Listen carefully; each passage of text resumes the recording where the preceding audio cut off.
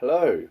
Right, I've had a little bit of a break from painting for the last few weeks because of work and other commitments, but I'm ready to get back into it and I've set myself a bit of a project.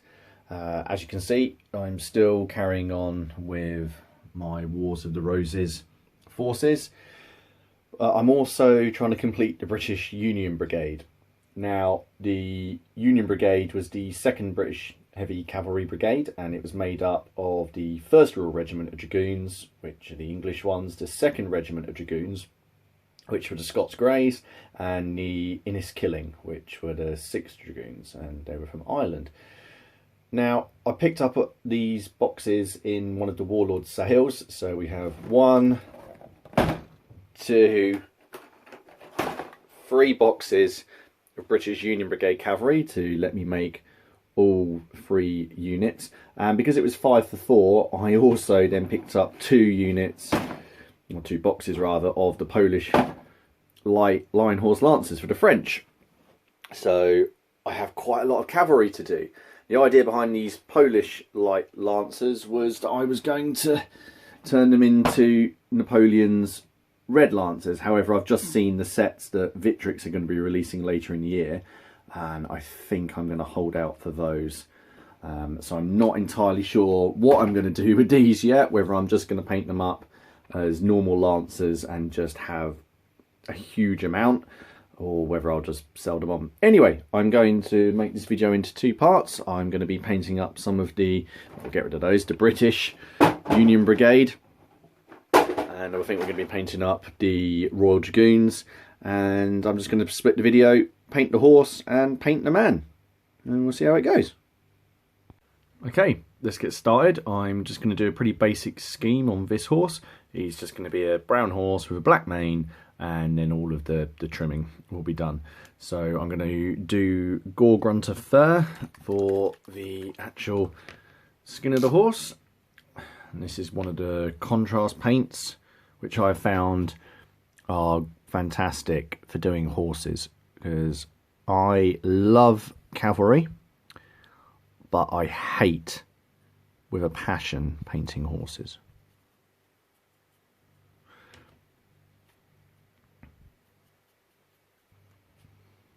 Okay, all the Gore Grunter fur is on.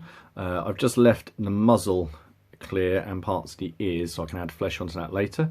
And now we're just going to do the mane and the tail, and I'm just very simply going to use Black Templar for that. So give it a good shake.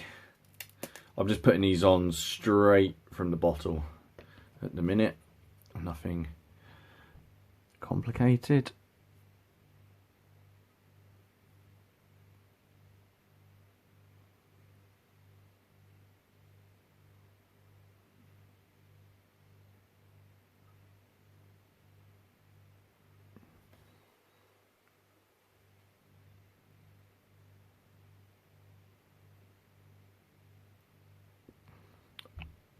Also just going to do the hooves.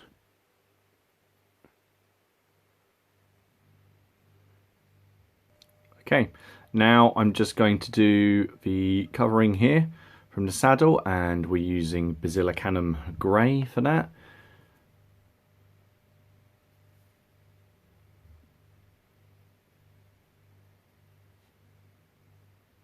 I should probably have said that all of this has been done over the grey sear undercoat.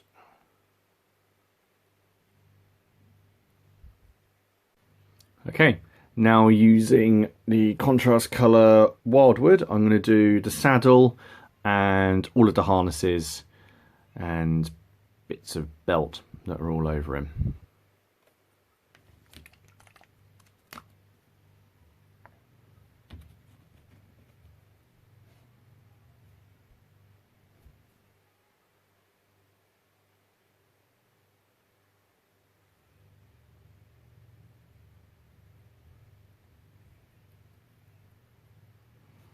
Okay, now it's time just to hit the flesh part on the muzzle, and I'm just going to use Guilliman flesh.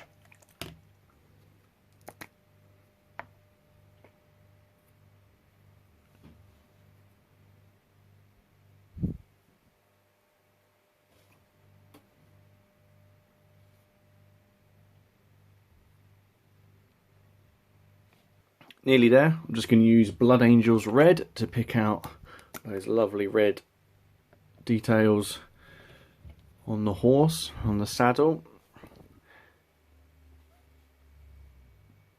Just trying to leave the belt.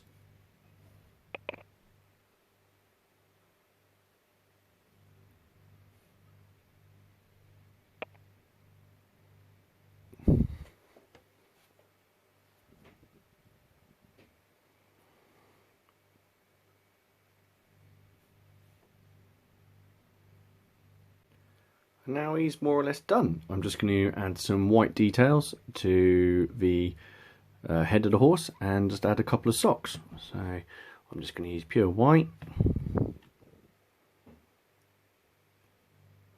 Just give him a little bit of a brown line.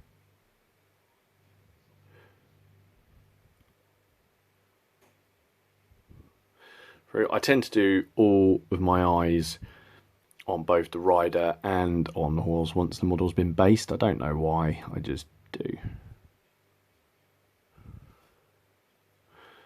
I'll give him another one here. So finally, just going back in with a little bit of wildwood just to get those belts that are on the coverings at the front.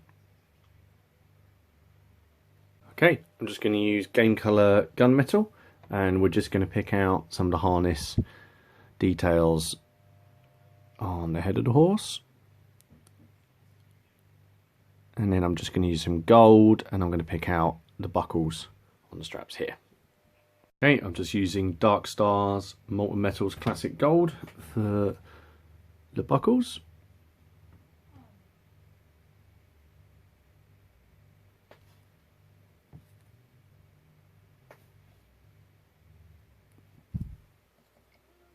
Finally, just as I do with everything else, I'm doing it all over very, very light dry brush with Deck Tan, and I don't know why I do this, but I just do, and I just do it out of habit now. And I'll just pick out some of those nice details on the mane and on the uniform.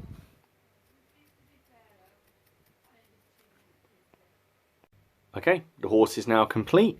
He's ready for the rider to be added. Relatively simple, straightforward colour scheme. The contrast paints really do make this an easy process, which I'm pleased about, because as I said before, I'm not a fan of painting horses. I've done just far too many of them, but I do like how cavalry act within games. Anyway, I hope you enjoyed this and you found it useful. Part 2 with the rider will follow shortly. Cheers.